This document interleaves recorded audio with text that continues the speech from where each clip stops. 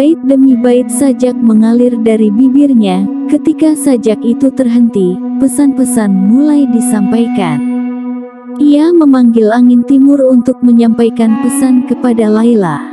Perpisahan Kais dengan Laila juga menjauhkannya dari semua yang dicintainya, dari sanak saudara serta teman-temannya, orang tua serta rumahnya. Jika Laila menangis secara sembunyi-sembunyi, Kais menangis secara terbuka, menunjukkan kepedihannya kepada seluruh dunia. Ia berjalan tanpa tujuan di kedai-kedai milik pedagang di pasar, tanpa berbicara kepada siapapun. Ia digerakkan hanya oleh rasa sakit hatinya, yang membuatnya lupa akan orang-orang di sekitarnya yang memandangnya serta menunjuk-nunjukkan jari ke arahnya. Dan saat berjalan tanpa tujuan dari kedai ke kedai, tenda ke tenda, ia menyanyikan lagu-lagu cinta sambil meneteskan air mata. Orang-orang yang berpapasan dengannya berteriak-teriak, "Ini dia si Majnun, si orang gila. Hei, Majnun!" Kulit luarnya telah terbuka lebar dan menunjukkan jiwanya yang sakit. Ia membiarkan perasaan serta emosi terdalamnya terbuka. Tidak hanya ia kehilangan Laila, namun juga ia telah kehilangan dirinya. Kesedihan hatinya terpancar di wajahnya, bersinar bagaikan api dan siapapun dapat melihatnya. Kais berjalan ke sana kemari dengan hati yang terluka. Kais yang kehilangan, yang terlupakan, Kais yang menjadi korban sang takdir.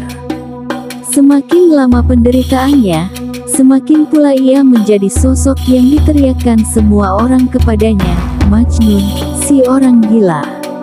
Apakah bukan kegilaan namanya jika menyala sepanjang waktu bagaikan lilin? Bukankah kegilaan namanya jika tak dapat makan ataupun tidur? Semakin keras usahanya mencari obat untuk menyembuhkan lukanya, semakin ia merasakan sakitnya. Dan saat malam tiba, momok dari cita-cita serta ambisinya yang sia-sia membawanya menuju pinggiran kota dan menuntunnya ke arah gurun, tanpa alas kaki dan hanya berbekal jubah yang menutupi bahunya. Ia memang telah menjadi gila, namun ia juga seorang penyair. Akibat perpisahannya dengan Laila, perpisahan yang membuatnya menjadi budak bagi gadis itu membuatnya tergerak untuk menciptakan ode dan soneta terindah yang berisikan namanya, dan bait-bait sajak yang belum pernah didengar oleh siapapun juga. Di tengah ketenangan malam, ia menyelimuti dirinya dengan jubah dan mengendap-endap menuju tenda Laila. Kadangkala ada yang menemaninya, teman-teman yang seperti dirinya, pernah merasakan keindahan cinta dan juga pedihnya perpisahan, namun seringkali ia pergi sendirian. Ia bergerak bagaikan angin burung menuju tenda Laila, berdiri di ambang pintu tenda dan mengucapkan doa, kemudian bergegas pergi secepat ia datang. Begitu dekat, namun terasa begitu jauh. Betapa sulit baginya untuk bergerak menjauh dari tenda kekasihnya dan kemudian pergi. Dalam perjalanan menuju tenda Laila, ia seakan terbang, namun tatkala melangkah pergi, ia berjalan terseok-seok bagaikan orang yang sedang mabuk atau hewan yang sedang terluka.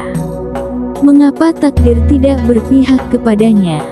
Hatinya hancur bagaikan sebuah kapal yang terjebak di tengah hujan badai. Sisa-sisa dirinya kini bergerak mengapung berkat belas kasih sang ombak.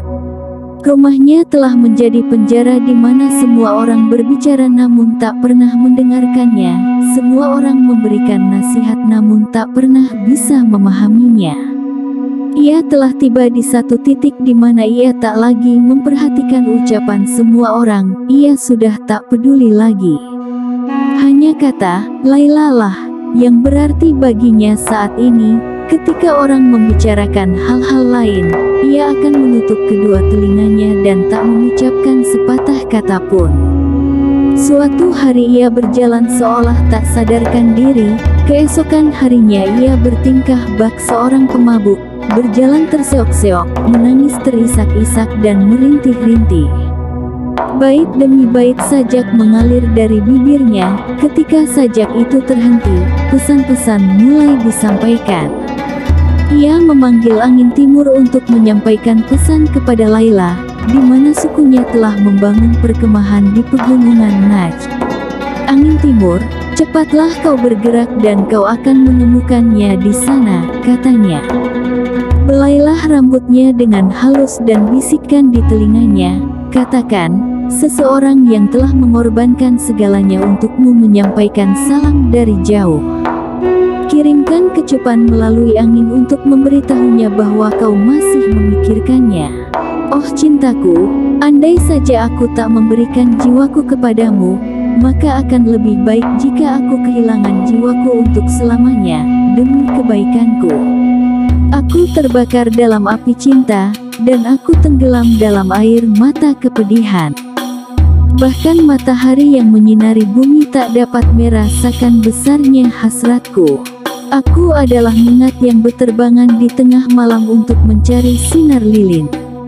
Oh lilin jiwaku yang tak kelihatan, jangan siksa aku saat aku terbang mengelilingimu.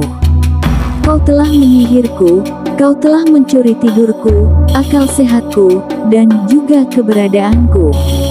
Kau adalah penyebab dari sakit hatiku, namun demikian cintaku kepadamu adalah satu-satunya pelipur laraku, satu-satunya penyembuh lukaku.